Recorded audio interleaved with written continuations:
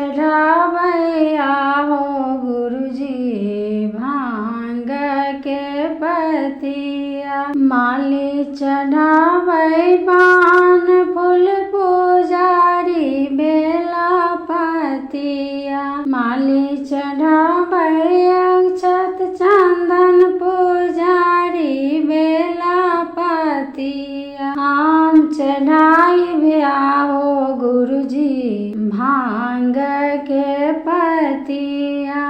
हम चढ़ाई आहो गुरुजी धतूर के पतिया। के मांगे अन्न धन के मांगे सोनमा के मांगे आहो गुरुजी दर्शन देवा कहिया। माली मांगे अन्न धन पुजारी मांगे सोनमा। हम मांगै छी आहो गुरुजी दर्शन देवा कहिया।